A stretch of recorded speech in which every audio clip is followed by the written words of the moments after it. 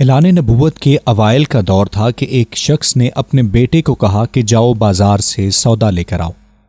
لڑکا راستے سے گزر رہا تھا کہ اس کی نظر حضور اکرم صلی اللہ علیہ وآلہ وسلم پر پڑی اور نبی پاک صلی اللہ علیہ وآلہ وسلم کی نظر بھی اس لڑکے پر پڑی۔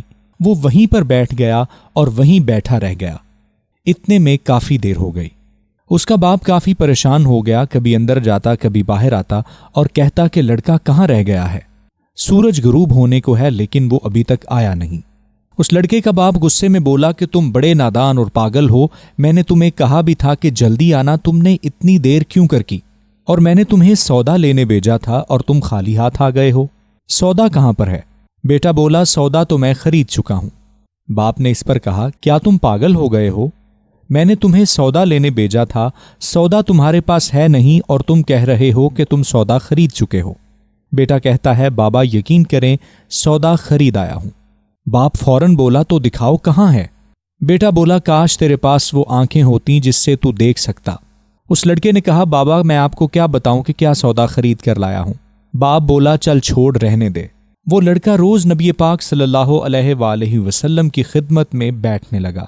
وہ باپ کا اکلوتا بیٹا تھا اور نہایت پیارا تھا، اس لیے باپ نے اسے کچھ نہ کہا۔ کچھ دنوں بعد وہ لڑکا بیمار ہو گیا۔ کافی دن بیمار رہنے کی وجہ سے کمزوری اس قدر بڑھ گئی کہ کروٹ لینا بھی اس لڑکے کے لیے محال ہو چکا تھا، اور اس بیماری کی وجہ سے وہ قریب المرگ ہو گیا۔ اس لڑکے کا باپ بہت پریشان تھا۔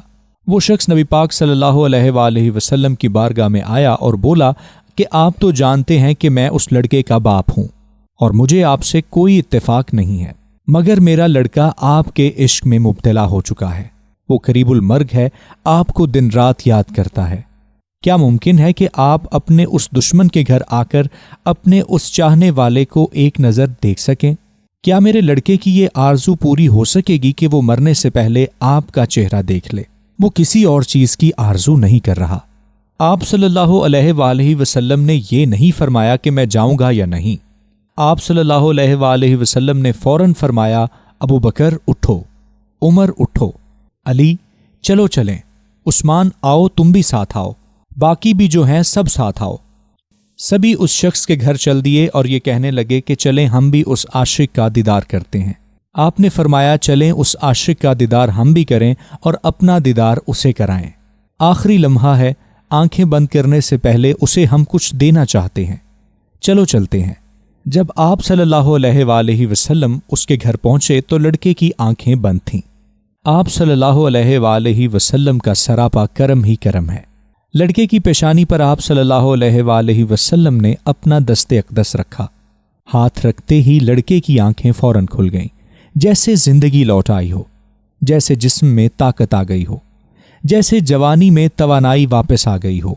اس لڑکے نے آنکھیں کھولیں، رخ مصطفیٰ پر نظر پڑی، ہلکی سی چہرے پر مسکراہٹ آئی، لب کھل گئے، مسکراہٹ پھیل گئی۔ حضور صلی اللہ علیہ وآلہ وسلم نے فوراً فرمایا اب کلمہ پڑھ لو۔ لڑکا اپنے باپ کا منہ تکنے لگا تو وہ بولا میرا منہ کیا تکتے ہو؟ ابو القاسم جو کہتے ہیں وہ کر لو۔ لڑکا بولا یا رسول اللہ میرے پاس تو کچھ بھی نہیں ہے۔ آپ صلی اللہ علیہ وآلہ وسلم نے فرمایا بس تم کلمہ پڑھو، میں جانوں اور جنت جانے، تم میرے ہو، جاؤ جنت بھی میری ہے۔ کلمہ پڑھنا تمہارا کام ہے اور جنت میں لے جانا میرا کام ہے۔ لڑکے نے فوراً نبی پاک صلی اللہ علیہ وآلہ وسلم کے کہنے پر کلمہ حق پڑھ لیا۔ جب اس کے منہ سے کلمے کے یہ لفظ نکلے محمد الرسول اللہ، تو روح جسم سے باہر نکل گئی اور کلمے کا نور اس کے اندر چلا گیا۔ آنکھیں بند ہوئیں، لب خاموش ہو گئے۔ اس لڑکے کا باپ بولا محمد میں اور آپ دونوں مخالف ہیں، اس لیے یہ لڑکا اب میرا نہیں رہا، اب یہ لڑکا اسلام کی امانت ہے، کاشانہ نبوت سے اس کا جنازہ اٹھے تبھی اس کی عزت ہے، لے جاؤ اس کو۔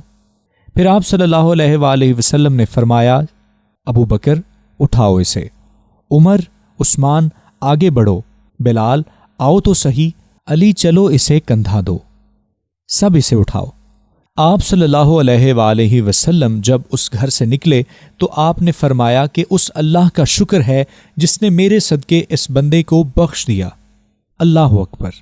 کیا مقام ہوگا اس عاشق کی میت کا جس کو علی، عثمان، ابو بکر، عمر اور بلال جیسے صحابی اپنے کندھوں پر اٹھا کے لے کے جا رہے ہوں اور آگے آگے محمد مصطفیٰ صلی اللہ علیہ وآلہ وسلم ہوں۔ قبر تیار ہوئی، کفن پہنایا گیا، حضور نبی کریم صلی اللہ علیہ وآلہ وسلم قبر کے اندر تشریف لے گئے، قبر میں کھڑے ہوئے اور کافی دیر کھڑے رہے اور پھر اپنے ہاتھوں سے اس عاشق کی میت کو اندر اتارا۔ آپ قبر کے اندر پنجوں کے بل چلتے رہے، مکمل پاؤں مبارک زمین پر نہ رکھے۔ کافی دیر بعد آپ قبر سے باہر آئے تو چہرے پر تھوڑی زردی چھائی ہوئی تھی اور تھکن کے آثار بھی موجود تھے۔ صحابہ کرام نے پوچھا، حضور یہ کیا ماجرا ہے؟ پہلے تو آپ یہ بتائیے کہ آپ نے قبر میں پاؤں مکمل کیوں نہیں رکھے؟ آپ صلی اللہ علیہ وآلہ وسلم نے فرمایا، قبر کے اندر بے پناہ فرشتے آئے ہوئے تھے، اس لیے مجھے جہاں جگہ ملتی تھی میں پنجہ ہی رکھ پاتا تھا، پاؤں رکھنے کی جگہ نہیں تھی۔ میں نہیں چاہتا تھا کہ کسی فرشتے کے پاؤں پر میرا پاؤں آ جائے۔ پھر صحابہ نے پوچھا کہ قبر کے اندر آپ کیوں گئے؟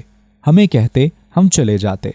ایسے میں سرور دو جہاں نے کیا خوبصورت جواب دیا کہ میں نے اس لڑکے کو بولا تھا کہ تیری قبر کو جنت میں بناؤں گا، تو اس کی قبر کو جنت بنانے کے لیے میں قبر کے اندر خود چلا گیا۔